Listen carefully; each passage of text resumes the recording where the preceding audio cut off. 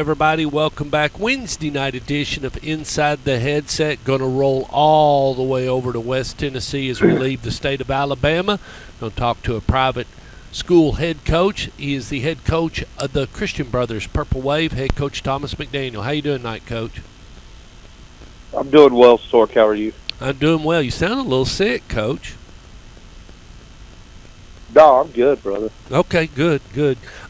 Before we get started, let's talk about the Briarcrest, and then we'll talk about fall break. You got ready to go on fall break and got into a game against Briarcrest and came away with a win, 10-7. Talk a little bit about it.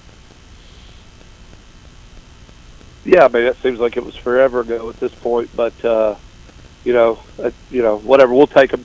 However we can get them, a win is a win. We found a way to come up with a few more plays than they did when it mattered. And, region win, obviously, which is important for playoff seeding and things of that nature. But, came away healthy and actually healthier now than we have been for most of the season. So excited about that as we, leave fall break, entering our next, major region opponent. When you go into a game like that, headed into the fall break, are you a little nervous there that the kids may not come out and be ready to play on, especially if you are letting them off or they're thinking about something else? Or is there always a little nervousness in a head coach? I don't know that I think – I don't think like that. The boys know what's at stake when we play these games, and if we're going to be successful and ultimately, do what we want to do, then fall break is, it should be in the back brain, if you will. But they are kids, and they do live kind of, minute by minute. They don't think about the time and investment necessarily always that they should. But I don't think it was a matter of that. I think it's just, we ran up against a good football team. It was a team that just had, won a close game against Father Ryan, and we did enough to win the game. So at the end of the day, like I said, ultimately we win in advance and move on. And you talk about that time and investment, and you cherish it every minute you're with the kids and what you're trying to do and where you're trying to go with them. I think you are right, whereas years ago maybe we didn't understand it as much until you do get out of it and you realize it's gone. And it's not in front of you no more, the idea of going to practice. But you're only guaranteed 10, and, boy, it does move quick, doesn't it, Coach? It does. And, again, they're in a world now where, I guess, some people called it the microwave generation or whatever. But now with the Uber generation and everything being, with everything being just immediate gratification, truly instant gratification. They don't, sometimes understand how fleeting time can be and how, you got to appreciate and value every opportunity that you get. But that's not CBHS football. That's just kids in general. How many times you go eat at a restaurant and you see a 50-year-old couple that are sitting there having a conversation as opposed to looking at their cell phone, so. It's just, I don't know, man. It's just a weird world we live in now, and trying to make sure that we create the right message for the guys to understand the moment, and making sure that we take advantage of that opportunity. And you sometimes struggle. Coach Rankin told me, it was 25 years ago at this point, but Coach Rankin taught me a long time ago. It's never as important to them as you want it to be. It's never going to hurt as much to them as it is you. But there's also some beauty in that. Like, their resilience, they don't, usually don't. After about 45 minutes to an hour when the game's over, they're on to the next thing. And so, just finding that balance, because, again, it is a game. It's supposed to be fun. They're supposed to enjoy it. But I want to make sure that the memories that they have are ones worth relishing and not, looking back on it. Having, we all know stories and people. It's easy to say, my high school career, this, that, or the other, and I might have done this and I've not hurt my knee, or I just, I don't want guys to live that way. Like, you got this one moment, like, let's take advantage of it. Let's throw all our cards out there, push all the chips in, if you will, and let's kind of live life on the edge a little bit. You got to play free, and you got to be willing to take your shot. And sometimes that's hard to get across to boys because it's just we're in an age now where they don't look at everything's just it's a snapshot. You know what I'm saying? Like, you got the Snapchat thing. Like, everything is just like a blink of an eye, and then it's on to the next thing. And so I do the best I can to try to communicate that to them. But ultimately, at the end of the day, they're 16, and they've got a lot of stuff going on, and football's a small part of that. Well, and you feel responsible is what you're saying. I mean, you've invested all this time, and you don't want them to go out and monkey up a Friday night, or you just want them to get the most because you want them to be prepared and in the right position to make the right play. And it's about when they do get the interception, you say, "I told you to be there." I mean, I told you to be there, and it was there. And you just have to wait till they do it, and then when they do it, then you have to be ready to take to get the ball. So it's you're exactly right. But I do occasionally struggle with that. Like, I struggle with again, I lose a lot of time from my girls, but that's the I signed up for this, and I remind myself very often that, like, this is what you signed up for. I also love it. I enjoy all the aspects of it, but I tend to focus more on not my time, but their time. Like, your time that you spent here at practice, from 3:30 to 6, you choose to spend your time doing this. So if you're going to do this, then why not make it the best 2.5 hours that you possibly can spend? And you're not just spending time, you're investing time, right? So it's just trying to, again, making sure.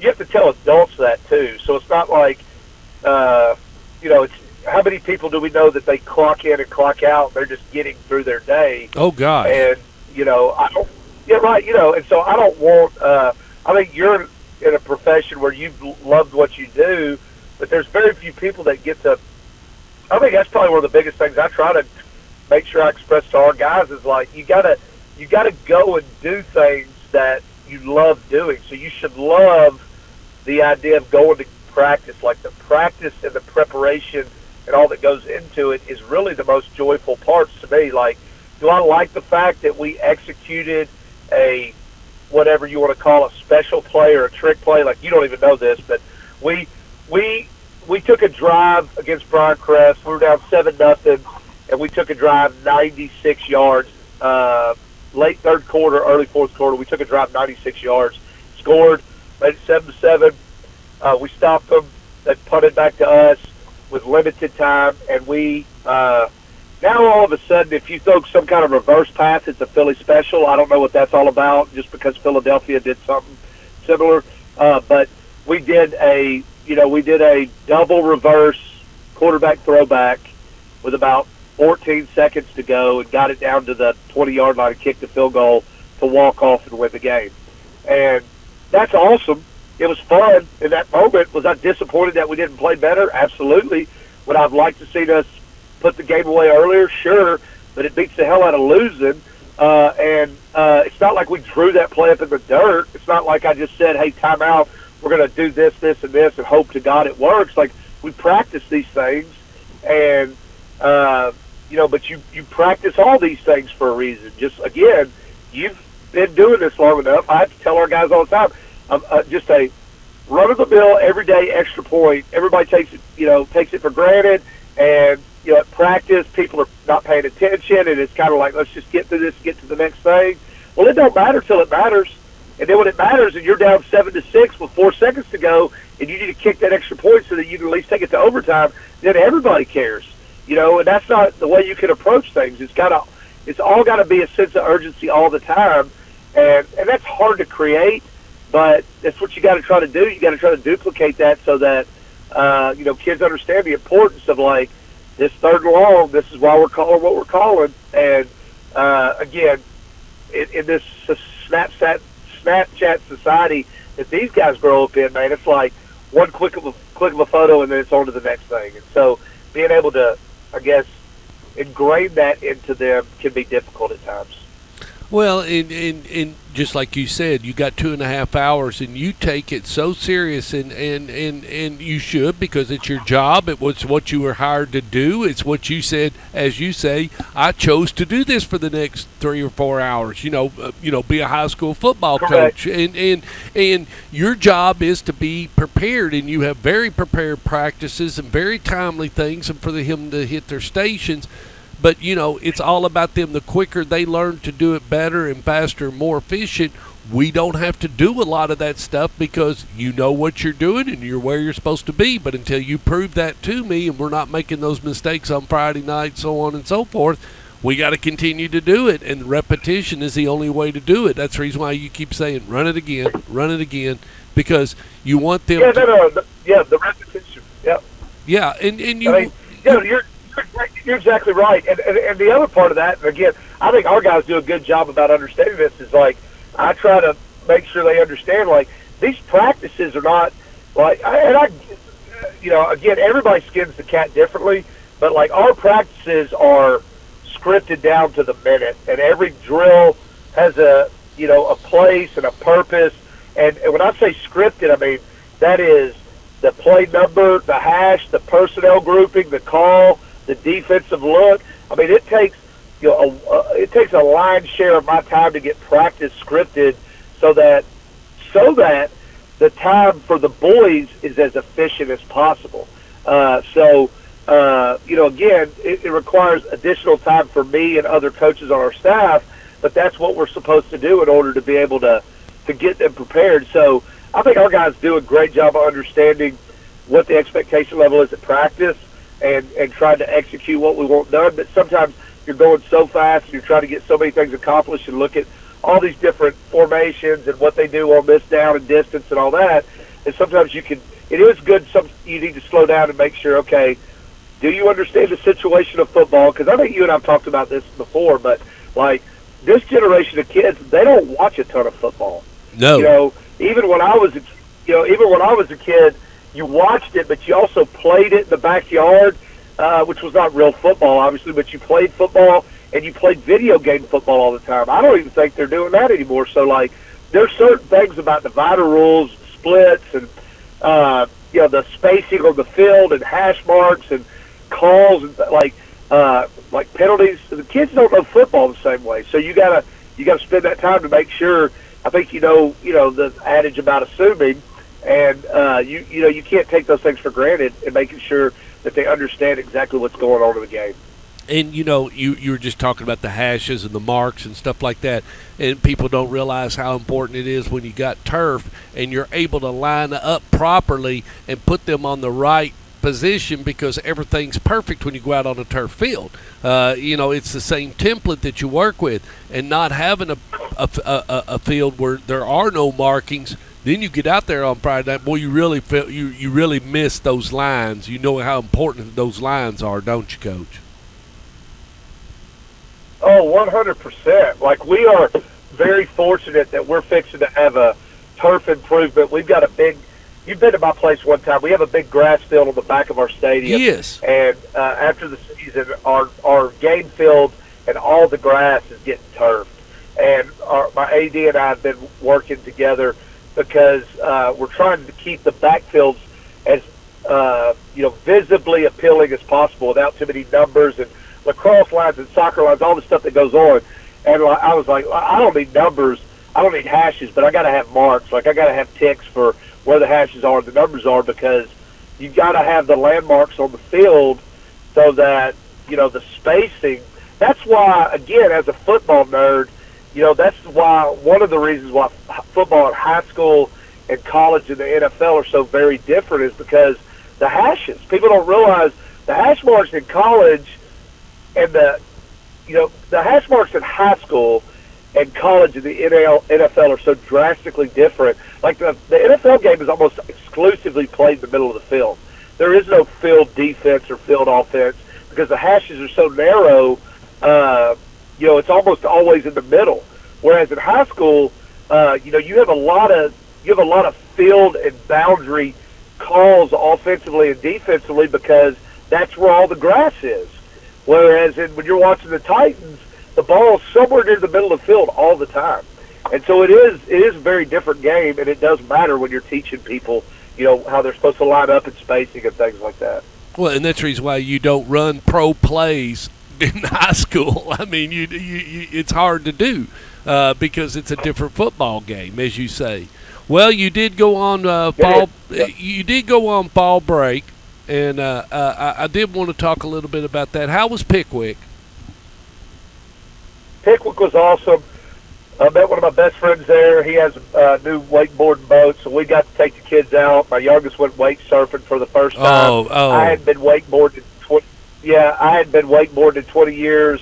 Got up on the wakeboard, jumped a couple wakes. The next day, my back regretted it, but we had a blast and had great weather. We were in the water all weekend, and I was back to work on Tuesday, but I got to spend Saturday, Sunday, Monday with my girls, and now they're on fall break, and they went to the zoo today, and life is good. So, yeah, man, we had a great time. That's great. That's great. Well, Coach, you got a big one Friday. You got MUS, and it's away, and they're not going to be. They're 6-1, Coach. What do you know about MUS? I know a lot about them. I know about their Social Security numbers and everything. It's a big. This is what you do it for, And I think I've told you before. I got nothing but respect for Coach Austin and what he's done at MUS. The amount of time he's been there, the longevity he's created, the type of program he runs. I know that we're going to get. I know exactly what we're going to get when we play them. They're going to be unbelievably disciplined, very physical, tough, well coached. These are the kind of games that you prepare and work for, and this rivalry is. I know we've talked about it many times. I've been able to be in a bunch of great rivalry situations throughout my coaching career, but this is a rivalry that's been around for a very long time, it's important. They're all important, but this one means a little bit more. And they found a way to make a few more plays than us last year, and they deserved to beat us, and they did. But I think it's two good football teams. I appreciate the way that they have been able to find ways to win, no matter what way it needs to be this year. They have found ways to win regardless, and it's going to be a great challenge for us. And I'm excited to see how our kids go and compete. This is one of the schools that's about 50-50 on the wins and losses. I mean, you all traded all the time, don't you, throughout the years? It has been traditionally, just through history. I think it's the 11th oldest rivalry in America, but it's a deep rooted rivalry. It's the Riverdale Oakland rivalry is awesome. It was an awesome rivalry, but that thing was started in 1970 or whatever. Yeah, 1972. This goes back 1972. Yeah, but this rivalry is the 11th oldest in the country, and so again, I don't like that it's this way from the standpoint for our boys, but for a lot of people, they don't care about anything else but this game. And that is part of what makes a rivalry, right? So, this is the only one that some people care about, and we have to recognize that and be cognizant of it. We still have to be able to go out and execute, play well, and not let it overwhelm us in the moment. But I don't think it will. At the end of the day, I know it's going to be a super hard-fought, tough competition between two well-coached football teams, and it's going to be physically demanding on both ends. I know our guys are excited, and I think they understand and respect the challenge that they have in front of them. But it should be a great football game. Fun place to play, Coach, or what kind of? I mean, Maryville, I Oh don't. yeah, like I tell you, When I look at Maryville's no fun for the opponent. I mean, it's no fun for us when you go to Maryville because I don't like the sidelines. I don't like how you're boxed in. I don't like a lot of things about Maryville. But I mean, is it a fun place to play? Go and watch a game? it's a beautiful stadium. They have a beautiful campus. Our fans will pack out their visitor side, before we ever get there. So we'll pull up to warm up, and the stands will already be full, and our student section will be rocking. It's completely hospitable. It's not. Again, that's the other thing I do appreciate about the rivalry that's been around for so long is that I think there's a mutual respect between the two schools. It's not like it's anything vindictive or anything like that, but it's just going to be, a real physical, tough, it's going to be a, grinded out football game. And, again, this is what you do it for. So it's going to be a lot of fun. Coach, I so appreciate you joining us on Inside the Headset. We will not meet next week. I'm going to Chateau Elan to the Georgia Wireless Golf. I'm going to shoot some pictures, but we will be on the following week. Other than that, come away with a big win, and we will talk to you soon. All right, brother. Appreciate you. Appreciate you. See you. Bye.